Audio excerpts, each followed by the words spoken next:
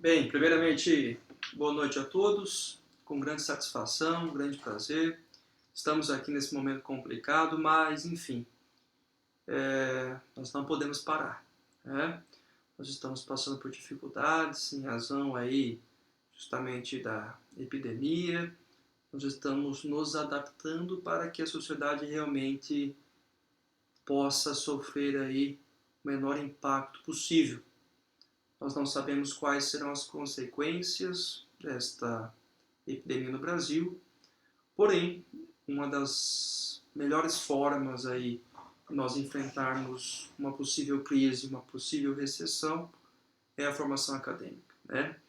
Eu sempre falo para meus alunos que o conhecimento é algo que ninguém pode tirar da gente. Eu, quando terminei a graduação, já entrei no mestrado, fiz a pós-graduação. Não foi barato, não foi fácil, não foi um procedimento que assim de mão beijada. Foi custoso, foi moroso, foi sacrificante, mas eu digo que valeu a pena cada minuto. Então, queridos alunos, eu quero dizer para vocês, do fundo do meu coração, que sejam aí perseverantes e realmente continuem, né? Nós temos aí, através do YouTube, nós temos através da internet, várias ferramentas que nos possibilita justamente continuarmos, né? Continuarmos aí justamente estudando, mesmo não tendo aí a oportunidade de estar dentro da faculdade fisicamente. Então, com grande satisfação, mais uma vez, estamos inaugurando, e eu confesso que é a primeira vez que venho dirigir até vocês através de uma câmera, inaugurando um novo sistema de ensino, o ensino remoto, justamente para que nesse período a gente possa substituir as aulas presenciais junto à instituição SMG. Mais uma vez, você que me assiste, você que às vezes, talvez por estar incluído numa atividade essencial, esteja trabalhando, você que esteja aí na sua casa, no seu trabalho, junto com a sua família, na casa dos seus parentes. Muito obrigado aí por vocês estarem assistindo e também oportunizar a mim a compartilhar um pouquinho do conhecimento. Pessoal, antes de nós iniciarmos de fato a matéria, eu vou proceder com a leitura, tá?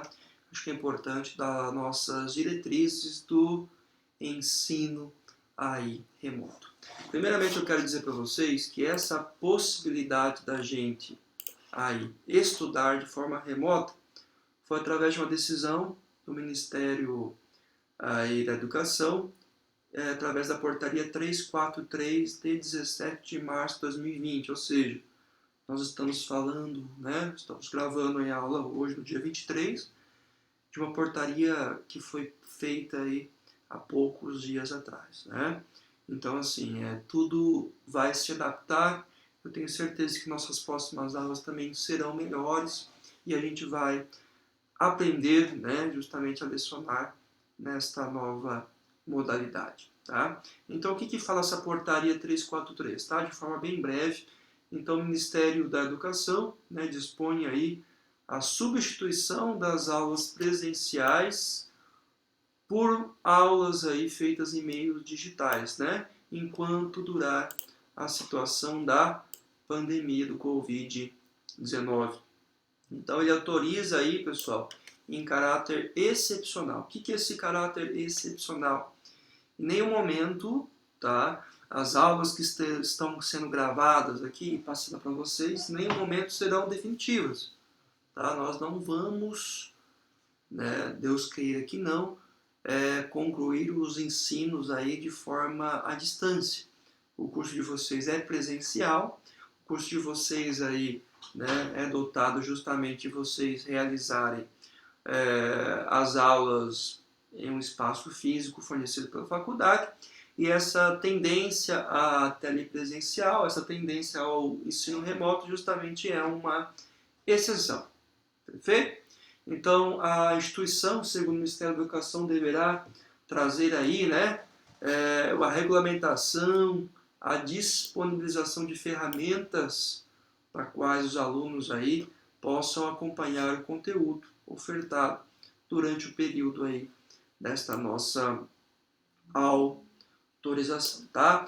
Isso foi já comunicado no Ministério da Educação, a SMG já está com o comunicado em aberto, né?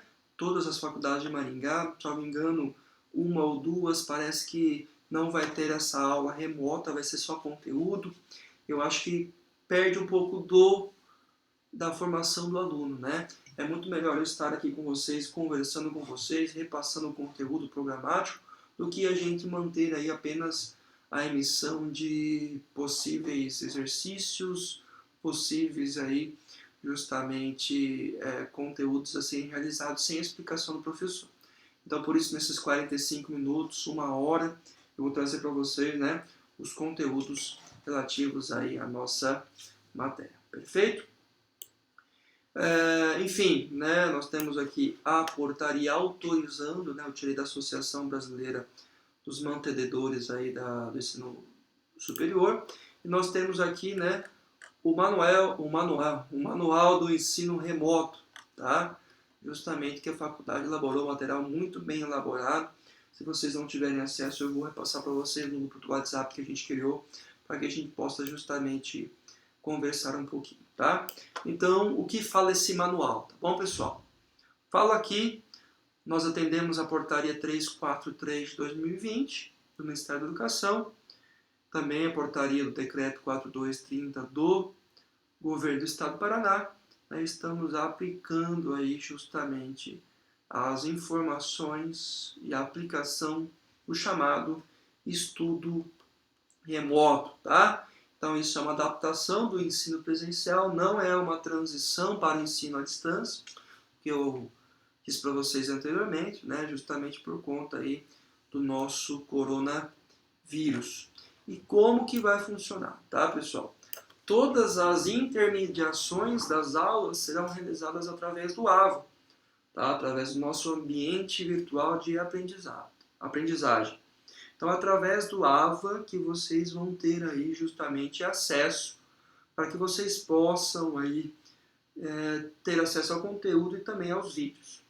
Se nós, durante aí o tempo de paralisação, tivermos algum problema em relação ao AVA, eu, por conta própria, vou substituir o acesso ao AVA por outro dispositivo, tá?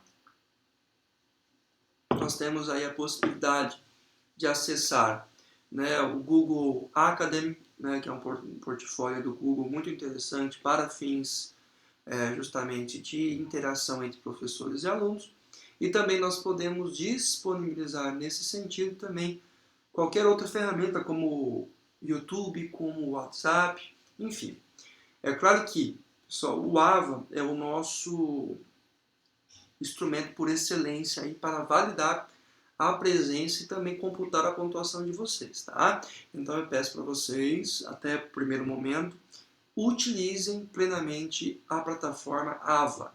Mesmo eu disponibilizando esse vídeo no YouTube, mesmo eu disponibilizando aí, né, outra ferramenta para que vocês tenham formação, a matéria, acesso à matéria, o AVA é que vai registrar para mim se vocês realmente acessaram, se vocês cumpriram aí com as temáticas, né, com os exercícios relativos aí ao nosso ambiente virtual de aprendizagem. Feito, pessoal? Então vamos lá, como que será a minha rotina de estudos? Então a partir desde o dia 20/3, na sexta-feira, nós estamos inseridos aí no sistema AVA. Se você não tem a senha, se você perdeu a senha, se você não sabe acessar, eu vou disponibilizar para vocês, tá bom? Justamente o nosso contato junto à faculdade para que vocês façam aí justamente o acesso a este AVA. Perfeito? Primeira coisa que nós temos no AVA é o material de estudo. Perfeito, pessoal? Eu vou passar para vocês um artigo ou um capítulo de um livro, justamente para que vocês tenham acesso aí a um material complementar, a uma base de material, para que vocês possam fazer a leitura. Perfeito? Então, a primeira coisa que eu tenho que fazer, né, quando eu vou acessar o AVA, se você está dentro do AVA e está assistindo a minha aula, para a minha aula, tá bom? Dá um pause aí na minha aula, vai lá no material de estudo, tá? É o material de estudo que você vai ter que verificar primeiro. Primeiro você faça aí uma leitura, né, desse artigo, desse capítulo livre, dessa base que eu vou dar para vocês. Depois você aí justamente verifique, né, a explicação aqui eu estou fornecendo em formato de vídeo do professor sobre o tema da aula. Bom, faça uma leitura desse material, estude esse material para que você possa justamente ter o rendimento necessário, né, justamente para a formação acadêmica. Feito, né, a leitura do material de estudo, feito aí, assistida às minhas aulas, tá bom? Você vai acessar cada semana, nós estamos separando aqui em semanas, perfeito? O fórum, tá? Nesse fórum você obrigatoriamente precisa aqui, pessoal, interagir com os colegas da turma, perfeito? De forma obrigatória você vai interagir com os colegas da turma. Professor, como que eu vou interagir? Você vai postar, né, uma mensagem não falando, professor, estou com saudade das suas aulas, não é isso? Uma mensagem com 350 caracteres dizendo o seguinte: ó, o conteúdo, né, dessa semana foi sobre obrigações, né? Foi sobre aqui adimplemento de obrigações. Importante ressaltar que o Código Civil, importante ressaltar que o artigo dado como base, enfim, você vai descrever, né, comentar a sua participação e o seu entendimento sobre justamente a aula.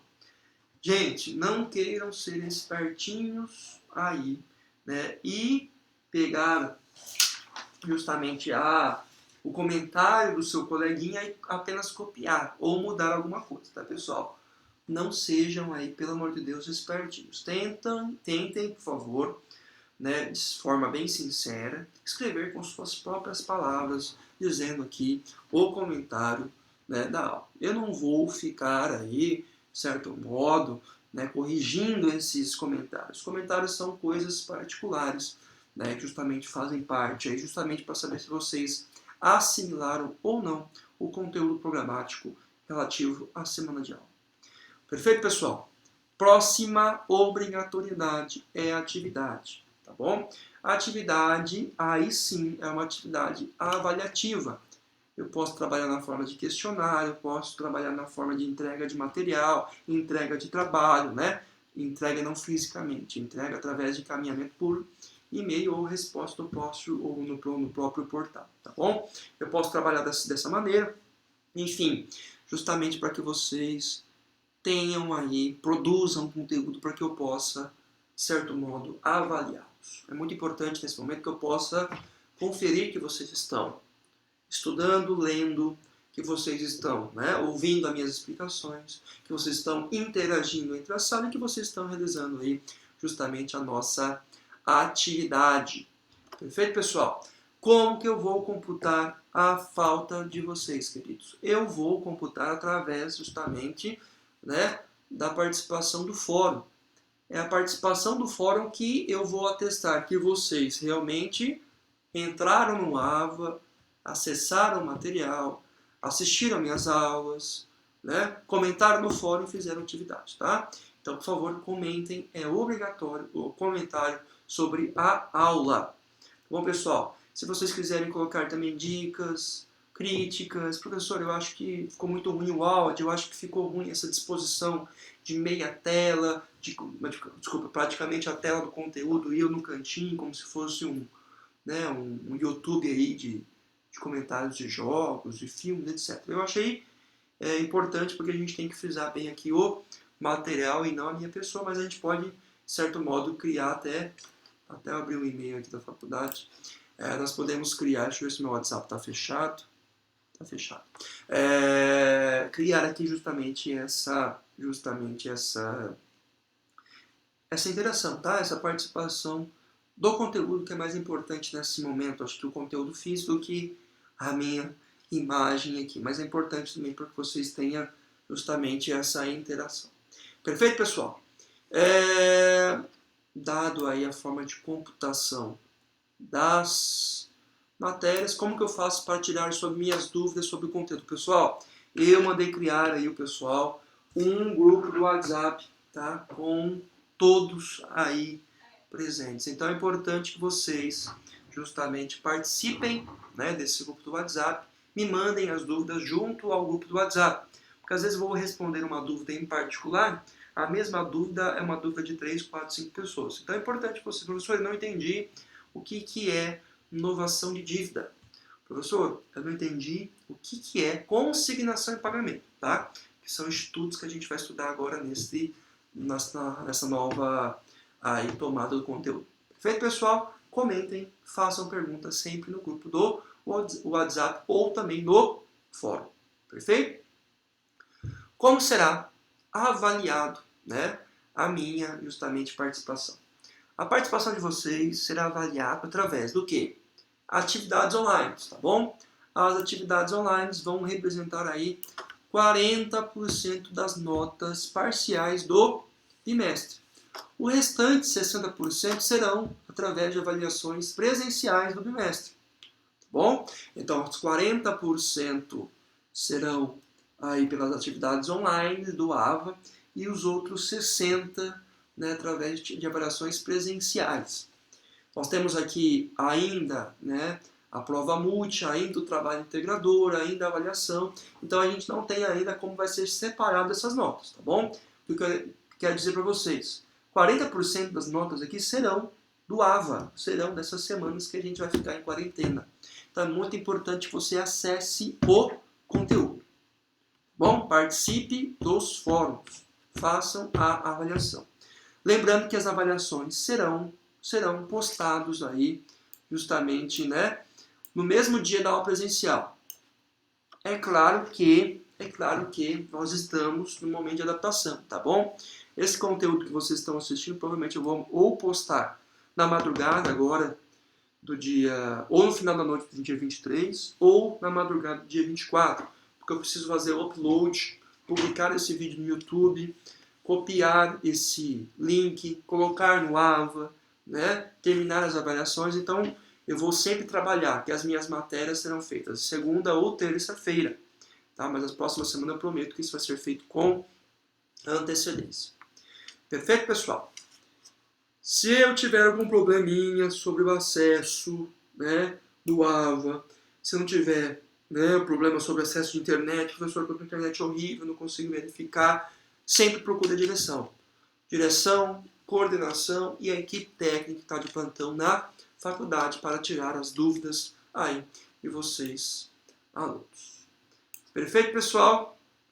Estaremos suspendendo as matérias justamente práticas, tá bom? Então eu sou também professor de prática jurídica e nós, infelizmente, teremos também a suspensão das matérias de prática, justamente por conta aí, né, da necessidade de eu estar presente com o aluno para que faça correção, né, juntamente aí das avaliações e das peças. Pessoal, perfeito, pessoal? Nós temos mais questões aí oriundas de pagamentos. Isso tudo, tá, pessoal? Vocês vão aqui nesse telefone, nesse WhatsApp aqui, vocês vão entrar em contato. É nesse WhatsApp que vocês vão entrar em contato justamente aí para que vocês possam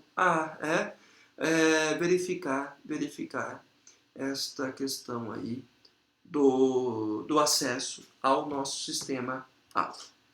Pessoal, enfim, eu vou pausar o vídeo um pouquinho agora, só para testar o som, testar o vídeo, ver se está tudo certo, e já retorno com vocês sobre o conteúdo, tá bom? Muito obrigado pela atenção, um abraço a todos. Tudo certo, tá bom? Vamos retomar então, agora de fato começarmos a nossa matéria referente ao direito civil. Nós estamos tratando desde o início do nosso bimestre a teoria geral das obrigações. Nós tratamos, além da teoria geral, as modalidades relativas às obrigações. Obrigações de dar coisa certa, obrigações de dar coisa incerta, obrigações de fazer, não fazer, enfim, obrigações das quais o Código Civil estabeleceu. Além do Código Civil estabelecer essas obrigações, o Código Civil estabeleceu também quais são as consequências do não cumprimento das obrigações e de que forma cada uma das obrigações serão devidamente realizadas. Eu vou, em um momento próximo, realizar uma revisão de todo o conteúdo, trazendo para vocês a teoria geral das obrigações e também as modalidades relativas a cada obrigações e as suas consequências do não cumprimento. Prosseguindo a matéria que estava sendo lecionada dentro da sala de aula, nós vamos falar agora de adimplemento e também das extinções das obrigações. Esse assunto está relacionado entre os artigos 304 e também 388 do Código Civil.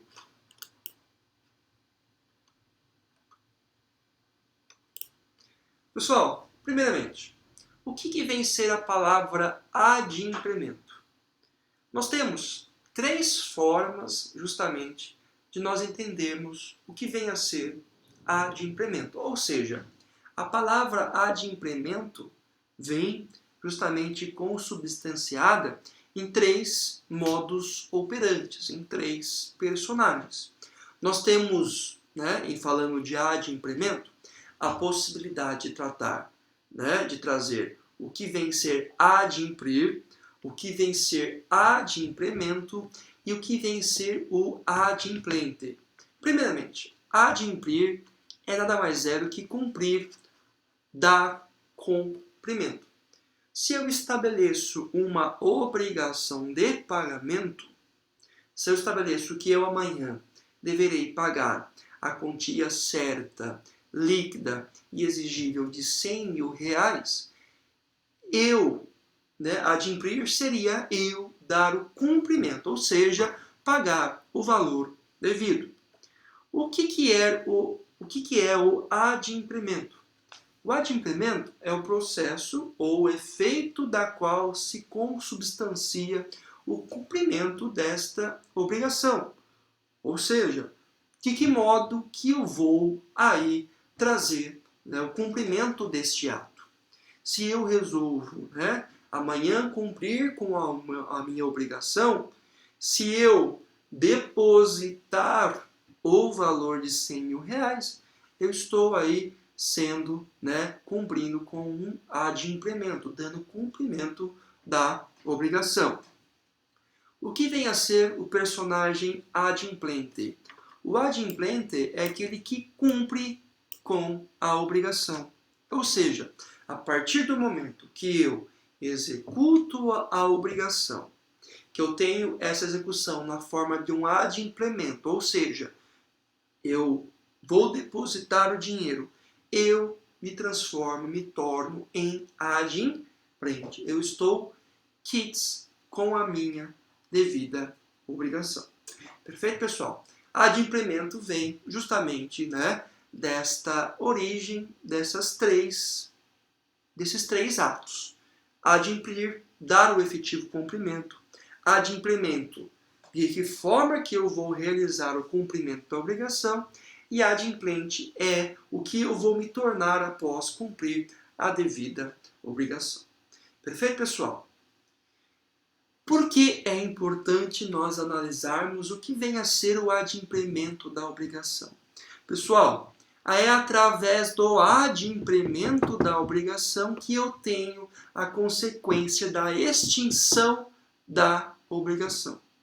Ou seja, se eu amanhã tenho que pagar a quantia de R$100.000, a partir do momento que eu estou cumprindo com a obrigação de pagamento, eu tenho a extinção da obrigação. Ou seja, eu tenho uma solução voluntária da obrigação pelo devedor da prestação devida ao credor. Verificamos que meu exemplo agora citado se trata-se de uma obrigação de pagamento. Pois bem, pessoal, nós não temos apenas no Código Civil obrigações relativas a pagamento.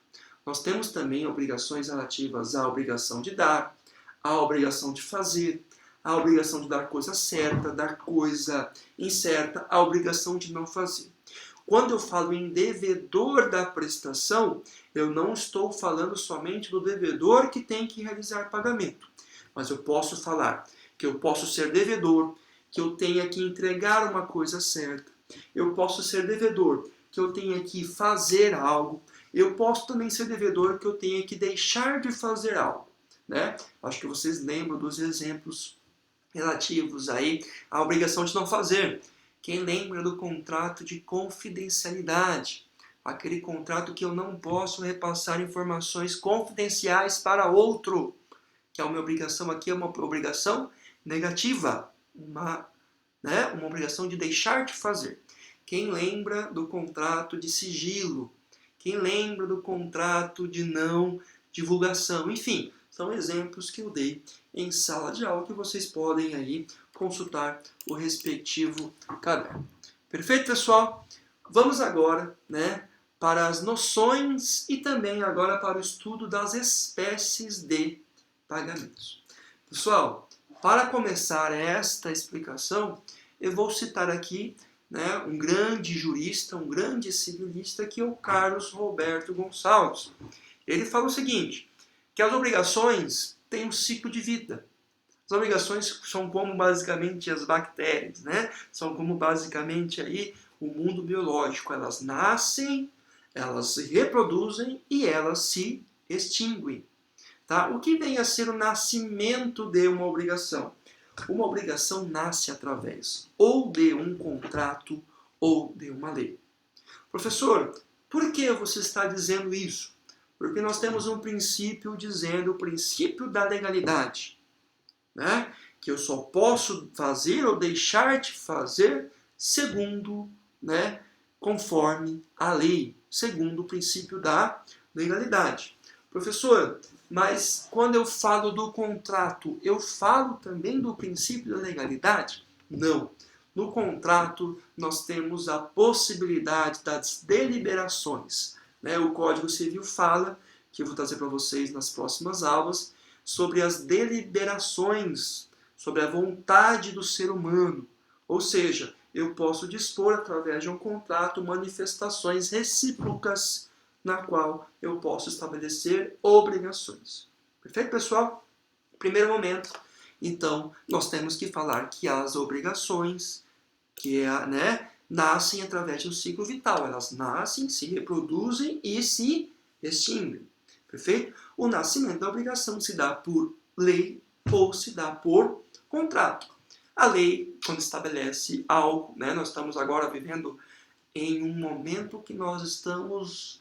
Eu, particularmente, estou, assim, desesperado, de forma jurídica.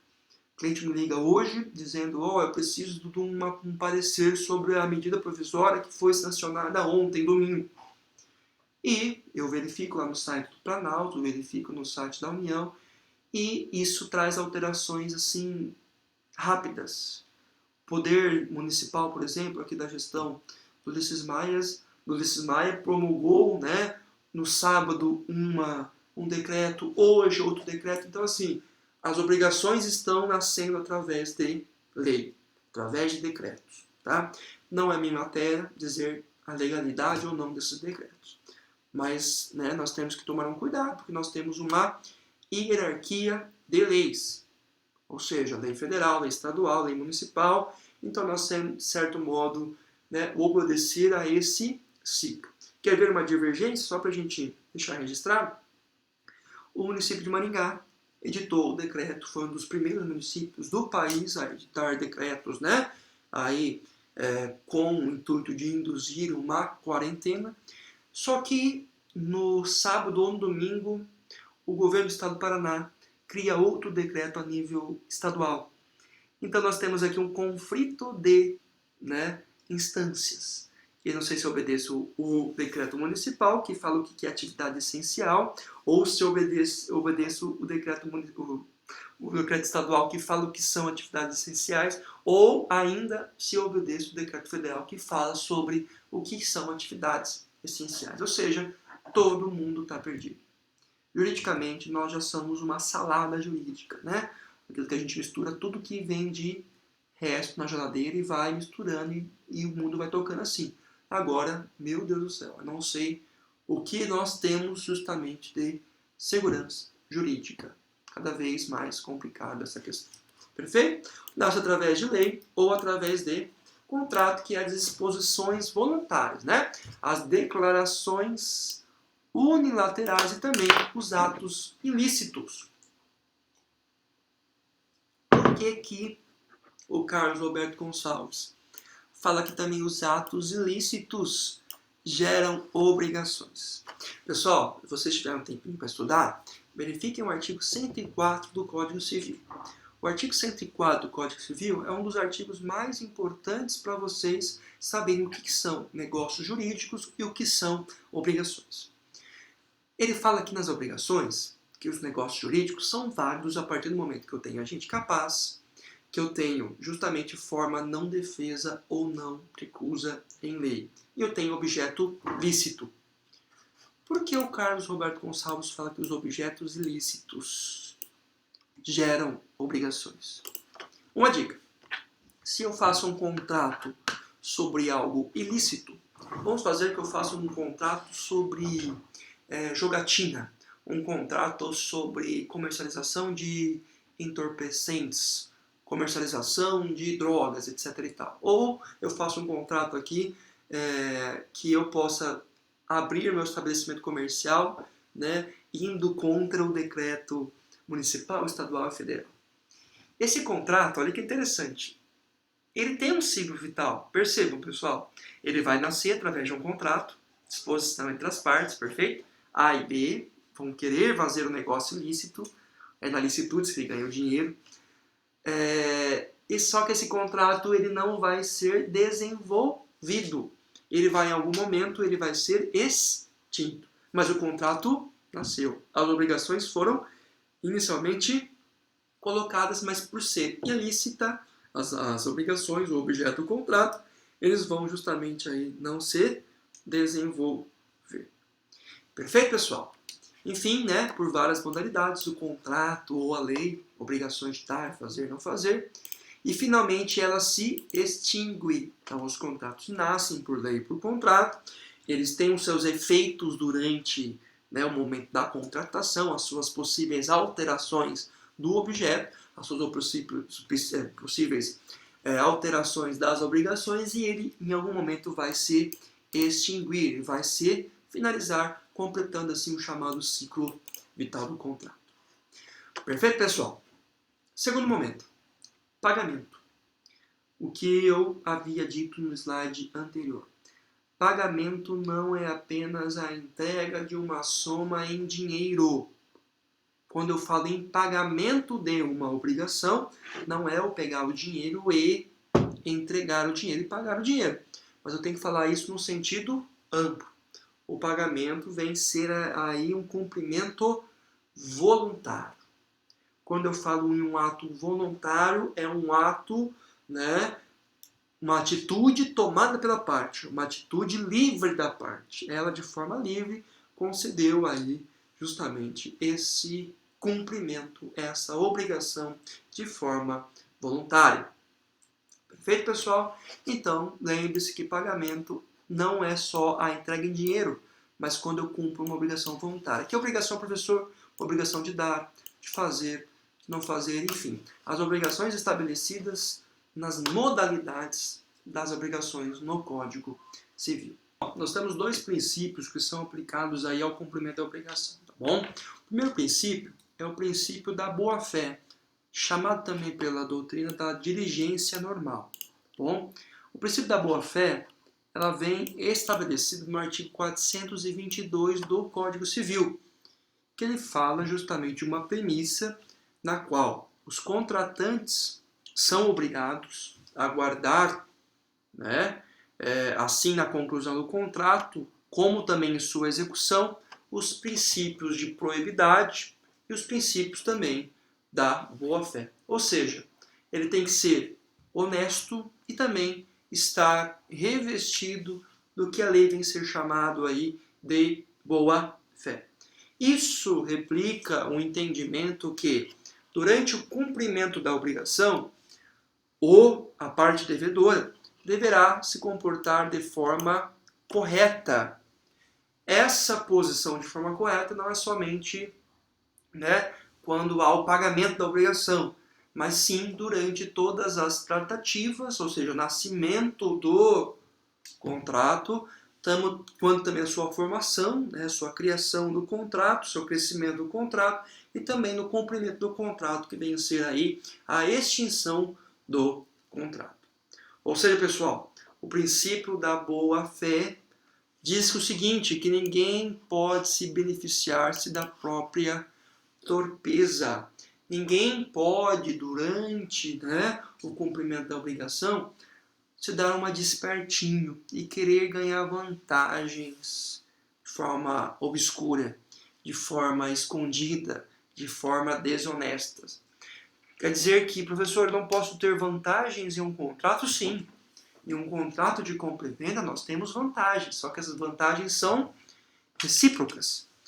Tanto o contratante quanto o contratado devem ter as respectivas vantagens. Se eu estou vendendo uma mercadoria, eu tenho um preço X combinado, eu vou ganhar minha margem de lucro. Se eu estou comprando a mercadoria, ou seja para meu uso pessoal, eu tenho essa vantagem, ou seja para eu revender ou aplicar algum procedimento, eu tenho essa respectiva aí vantagem.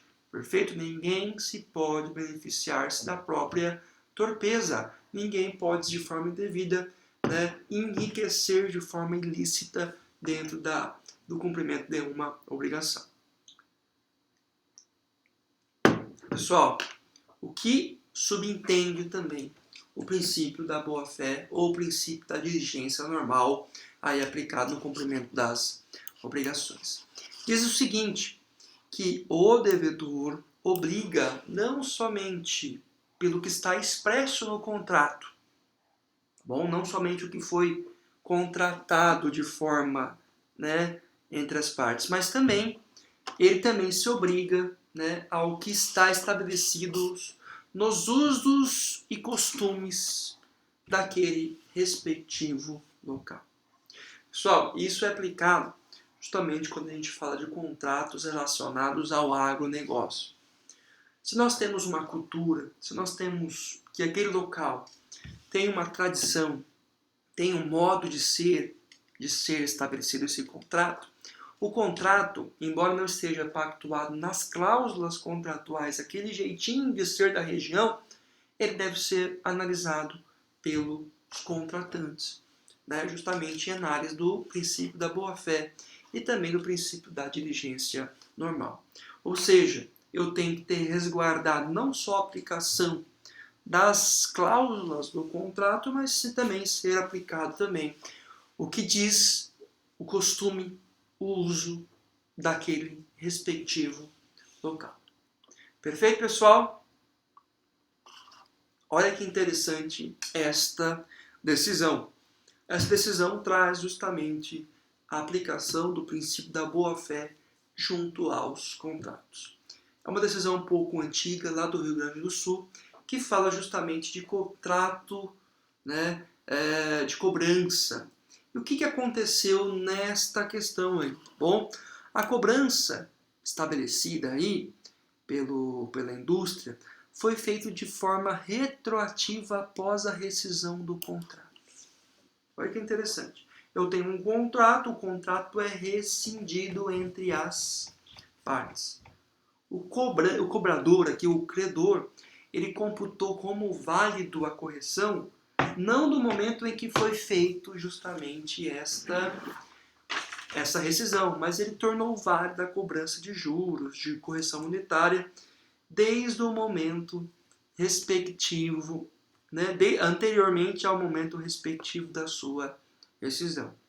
E a decisão é que houve aqui, justamente pelo princípio da boa-fé, tornou-se inviável a pretensão do recorrente, ou seja, né, dos advogados, em cobrarem juros antes da rescisão.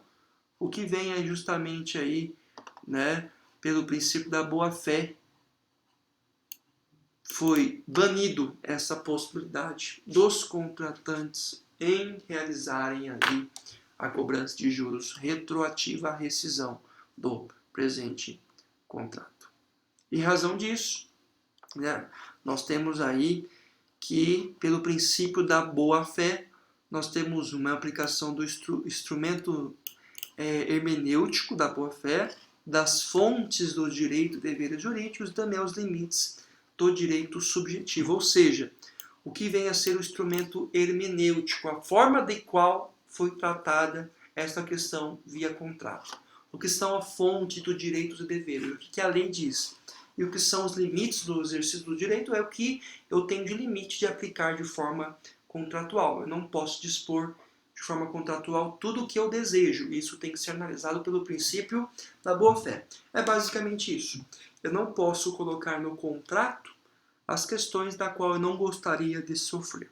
Se eu coloquei um juros abusivo, se eu coloquei uma cláusula que vai retroagir de forma anterior à rescisão do contrato, se eu coloquei isso, e isso, de certo modo, se fosse ao contrário, se eu tivesse do outro lado como devedor, se eu achasse ruim essa disposição, eu não posso pactuar contra a parte. Tá? Eu não posso fazer aquilo que eu não gostaria que as pessoas fizessem comigo. Isso vem a ser a base aí, justamente do princípio da boa-fé. Perfeito, pessoal? O outro princípio aplicado aí, justamente, né, nas questões relativas ao pagamento, ao adimplemento, à execução do pagamento da obrigação, é o princípio da pontualidade. Olha que interessante. O princípio da pontualidade exige não só que a prestação seja cumprida em tempo, mas sim, no momento aprazado, mas sim de forma integral e no lugar e no modo devido. Só a prestação devida, cumprida integralmente, desonera o obrigado. Pessoal, a prestação ela não deve ser paga somente no prazo estabelecido pelas partes, mas sim, ela deve ser também pago pela sua totalidade. Se for estabelecida uma obrigação que amanhã eu tenho que pagar a quantia de R$100.000, não basta eu, justamente, ir até o devedor e pagar, até o credor e pagar tão somente R$50.000. Se eu pagar somente R$50.000, não pagar a obrigação integral, eu não estou aí, justamente, não estou cumprindo por inteiro a obrigação relativa aí ao contrato estabelecido. Perfeito, pessoal? Esse aqui, tá, foi as questões referentes aos princípios estabelecidos entre, né, o cumprimento do contrato. Nós temos aqui a questão relativa à boa-fé, que é o primeiro princípio, e a diligência normal, ou seja, pelo princípio, né, pelo artigo 422, eu tenho que manter durante o contrato a probidade, a honestidade do contrato e a boa-fé, e também a aplicação aqui do princípio relativo à pontualidade, que a obrigação tem que ser paga de forma integral, no lugar e também no modo devido, não podendo aí ser pago de forma parcial. Perfeito, pessoal? Dada aí a explicação sobre o que vem a ser, né, as formas os princípios relativos ao cumprimento da obrigação que deve ser observados, vamos agora tratar das formas de extinção das obrigações. Pessoal, as obrigações se extinguem por duas formas, tá bom? Lembrando que a questão das obrigações tem o nascimento, tem os seus efeitos, seu crescimento e tem a sua extinção. De que forma que ela se extingue? Primeira forma, através do chamado pagamento direto. O que vem a ser esse pagamento direto? Pessoal, o pagamento direto é a execução voluntária pelo devedor. Tá? Está prevista nos artigos 304, 333, 876 e 883 do Código Civil. O que vem a ser esta obrigação voluntária ou essa obrigação chamada direta? É quando eu entrego o bem quando eu pratico a ação, quando eu cumpro a obrigação do ato de forma que foi acordado. Bom, olha que interessante.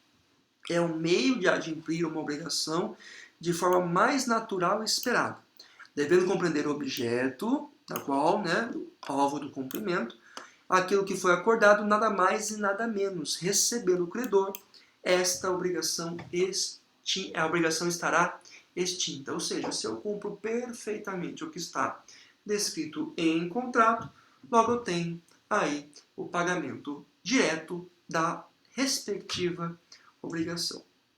O problema está quando há aqui o pagamento chamado pagamento indireto.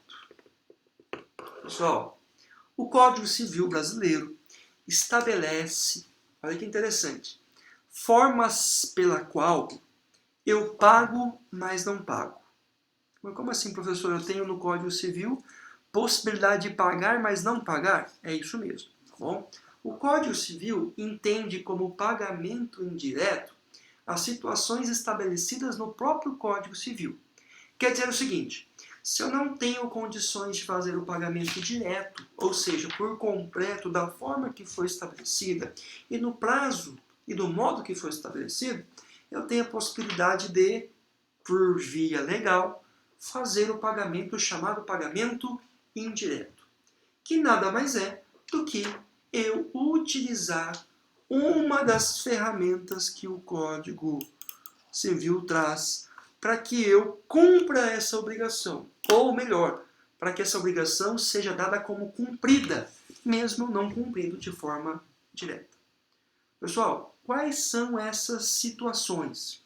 As situações estão estabelecidas, destas formas que estão no presente slide. Primeira forma, pagamento por consignação, estabelecidas no artigo 334 e também no artigo A345 do Código Civil. O pagamento por consignação, de forma bem breve, a gente vai estudar isso de forma específica em cada tópico, é quando, ao invés de eu pagar diretamente para o devedor da obrigação, eu deposito ou deixo consignado, deixo reservado, deixo depositado o valor que eu deveria pagar, o bem que eu deveria cumprir ou a obrigação que eu deveria fazer. Quando eu tenho pagamento por subrogação, é quando eu, justamente, passo essa obrigação a um terceiro.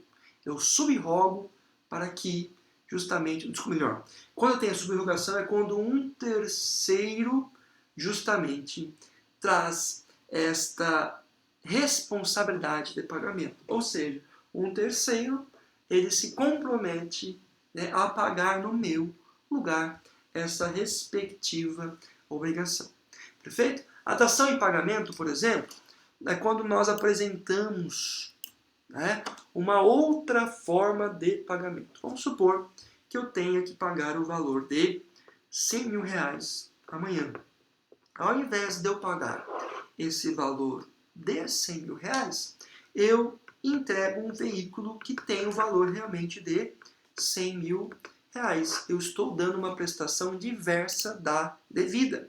E se tem aceitação aí do devedor, essa obrigação se encontra aí cumprida.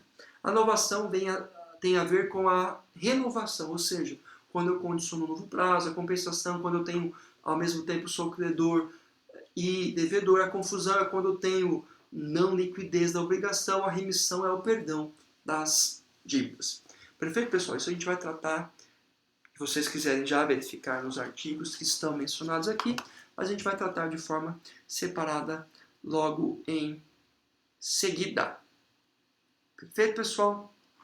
Olha que interessante. Nós temos ainda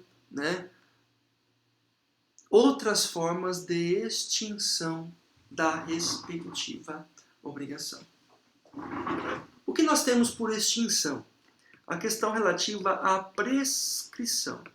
O que vem a ser a prescrição é a perca do direito. A prescrição do Código Civil está estabelecida no artigo 205 e 206. Nós temos algumas espécies de prescrição estabelecidas no Código aí Civil. Nós temos prescrições de 3 anos, nós temos prescrições de 5 anos, nós temos prescrições de 10 anos e nós temos prescrições de 20 anos, todas estabelecidas entre os artigos 205 e 206. O que é tornar uma dívida prescrita? Ou melhor, o que é tornar uma obrigação prescrita? É aqueles casos em que há a extinção do vínculo obrigacional. Ou seja, nós temos uma expressão no direito que o direito não acolhe aquele que dorme. Se você está dormindo aí assistindo a minha aula, o direito não vai acolher e não vai proteger, né, o senhor aí. Por quê? Nós temos estabelecidos dentro do Código Civil os chamados prazos de prescrições. Por exemplo, para a cobrança de uma obrigação, nós temos prescrições de 3 e prescrições de 5 anos.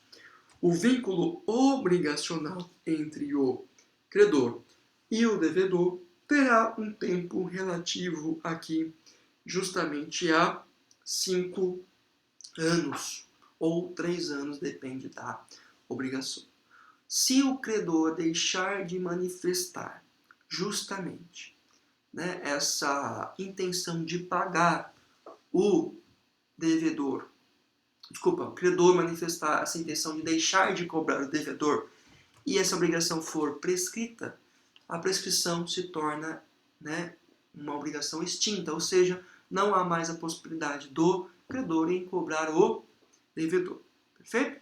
A outra forma que nós temos é a execução forçada em virtude de sentença, ou seja, quando nós temos um processo judicial, o juiz pode estabelecer uma forma específica para que aquela obrigação seja cumprida, né? Ou seja, se eu tenho uma obrigação de entregar 200 sacas de soja, o juiz pode transformar essa obrigação de entregar em obrigação de pagamento. Perfeito? Então nós podemos mudar através de uma decisão judicial essa respectiva aí, obrigação.